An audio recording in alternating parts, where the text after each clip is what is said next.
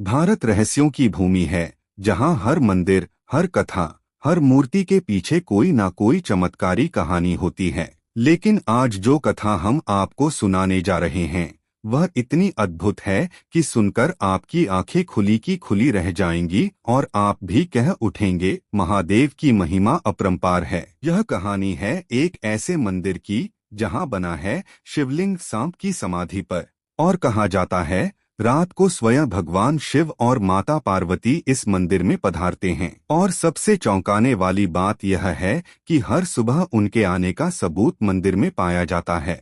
रात को होते हैं चमत्कार। यह मंदिर दिन में तो सामान्य मंदिर जैसा ही लगता है, लेकिन रात होते ही जैसे यहाँ कोई अलौकिक शक्ति सक्रिय हो जाती है। मंदिर के पुजारी और गांव वाले बताते हैं कि वे रात को मंदिर बंद कर देते हैं, लेकिन सुबह जब द्वार खोले जाते हैं तो अंदर की स्थिति बिल्कुल बदली होती है। दीपक अपने आप जले हुए मिलते हैं, फूल ताजे चढ़े हुए होते हैं, भोग की थाली आधी खाली पाई जाती है और शिवलिंग पर चढ़ा जल, बेलपत्र और चंदन से स्पष्ट होता है रात में किसी ने विधिवत पूजा की है। कौन है यह सांप जिसकी समाधि पर बना शिवलिंग? इस मंदिर की सबसे बड़ी खासियत यह है कि यह शिवलिंग एक नागराज की समाधि पर स्थापित है। कहा जाता है कि यह नाग शिवभक्त था, जिसने पूरे जीवन शिव की आराधना की और मृत्यु से पूर्व इसी स्थान को अपना मोक्षस्थल चुना।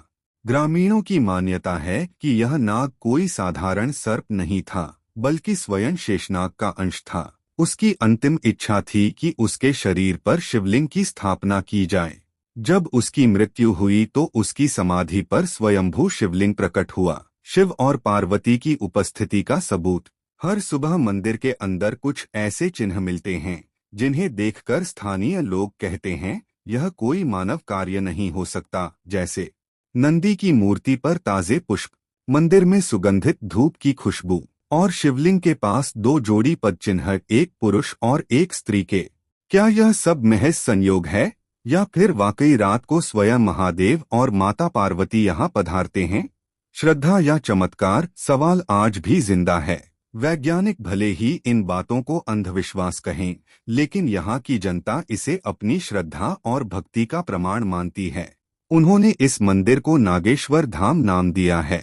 लोग दूर दूर से यहाँ आकर मन्नत मांगते हैं, कोई संतान की प्राप्ति के लिए, कोई बीमारी से मुक्ति के लिए और कोई मानसिक शांति के लिए। इतिहास क्या कहता है? कुछ पुरातत्वविदों के अनुसार यह स्थल हजारों वर्ष पुराना है और यहाँ के पत्थरों पर कुछ ऐसे शिलालेख हैं जो नागवंश और शिव आराधना का स्पष्ट प्रमाण देते हैं। माना जाता है कि यहाँ नागवंश के राजा ने शिव के आदेश पर एक गुप्त मंदिर बनवाया था, जो बाद में जमीन में समा गया और आज का शिवलिंग उसी स्थान पर मौजूद है। मंदिर की महिमा, दर्शन से होते हैं चमत्कार।